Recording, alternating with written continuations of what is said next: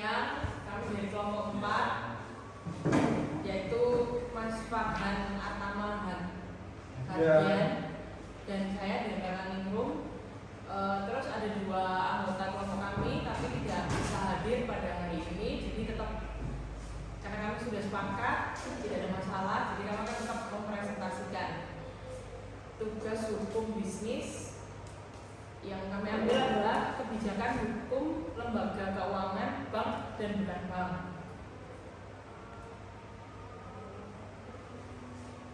Dari di sini kami menjelaskan mengenai pengertian dari lembaga keuangan secara umum.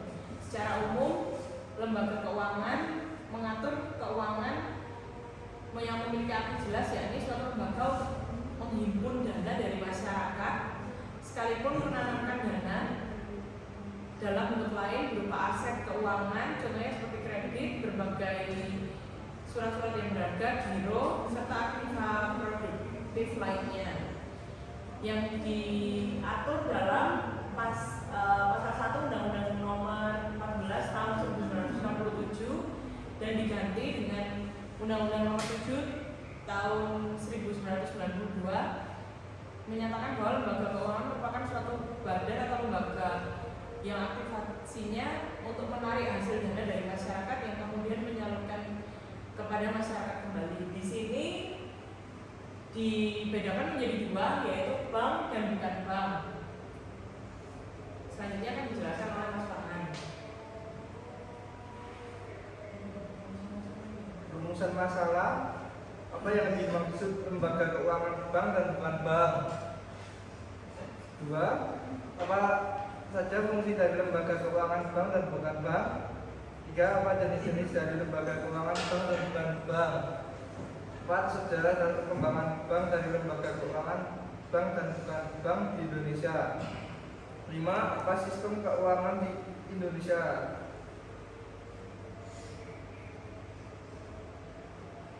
Di sini kami juga menuliskan mengenai tujuan penulisan makalah, dapat dibaca. Yang pertama, maksud tujuan penulisan makalah ini untuk membuat lebih mengerti dan lebih familiar untuk menjelaskan mengenai lembaga keuangan bank dan bukan bank, serta menjelaskan fungsi dan peranan dari lembaga keuangan bank dan bukan bank. Kemudian menjelaskan jenis-jenis lembaga keuangan bank dan bukan bank, serta sejarah dan perkembangan. Dan poin terakhirnya menjelaskan sistem keuangan di Indonesia. Tujuan dari penulisan ini agar lebih memahami fungsi serta peranan lembaga keuangan, khususnya jenis-jenis lembaga dari keuangan yang bank dan bukan bank. Di sini kami akan menjelaskan mengenai lembaga keuangan bank dan bukan bank.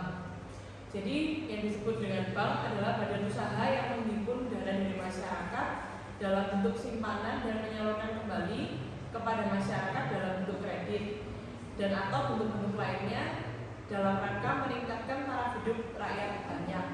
Sedangkan lembaga keuangan bukan bank yaitu lembaga keuangan badan yang bergerak di bidang keuangan dengan tugas menghimpun dan menyalurkan kembali dana kepada masyarakat. Dasar hukum untuk bank yaitu Undang-Undang Nomor 10 tentang perbankan dan tentang perbankan syariah di Undang-Undang Nomor 21 tahun 2008. Sedangkan untuk lembaga keuangan bukan bank, dasar hukumnya di Keputusan Menteri Keuangan Nomor 38/MK bulan 4 tahun 72 dan Undang-Undang Nomor 2 tahun 92 tentang asuransi serta Undang-Undang Nomor 8 tahun 95 tentang pasar modal. Fungsi lembaga keuangan bank dan bukan bank. Bank tempat menyimpan atau menitipkan uang sebagai pembeli dan penyalur kredit, mencetak uang sebagai perantara dalam pembayaran. Bukan bank menghimpun dana dengan jalan yang mengeluarkan surat sementara, memberikan suatu kredit jangka menengah, mengadakan sebuah penyertaan modal yang sifatnya sementara, bertindak sebagai perantara dari perusahaan Indonesia dan badan hukum pemerintah, bertindak sebagai perantara dalam mendapatkan peserta dan namanya, sebagai perantara untuk mendapatkan suatu tenaga ahli dan memberikan nasihat-nasihat sesuai keahlian, melakukan usaha lain di bidang keuangan. Jenis-jenis lembaga keuangan bank: 1. Bank sentral, 2. Bank umum, 3. Bank syariah, 4. Bank perkreditan rakyat.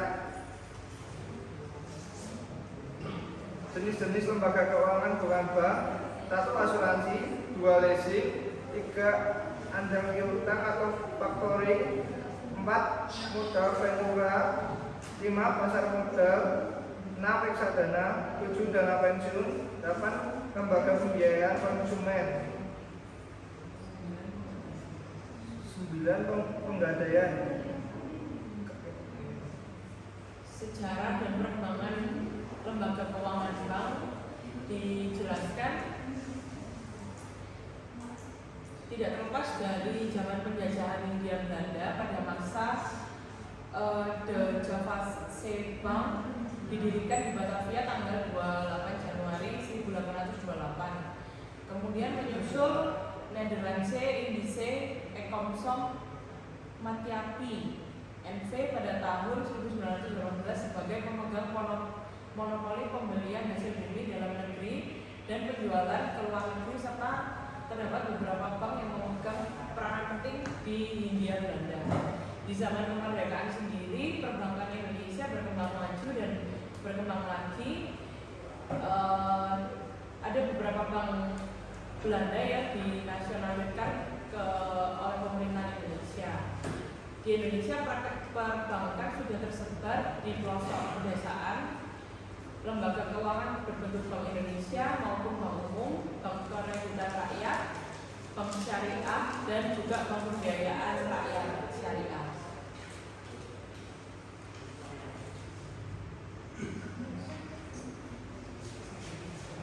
Sejarah dan perkembangan lembaga keuangan bukan bank.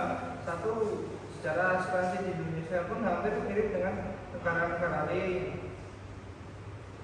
Perkembangan asuransi itu sendiri terdiri dari 3 pilar, yaitu kurs mata uang, urbanisasi, dan perkembangan teori aktuaria. Asuransi yang pertama kali dikenal Indonesia adalah produk asuransi umum. Awal mulanya dibawa orang-orang Belanda yang datang ke Indonesia pada masa kolonial. Sejarah korporasi pada awalnya dimulai pada abad ke-20. Umumnya sejarah koperasi dimulai dari hasil usaha kecil yang spontan dan dilakukan oleh rakyat kecil. Kemampuan ekonomi yang rendah mendorong para usaha kecil untuk terlepas dari penderitaan. Secara spontan mereka ingin merubah hidupnya.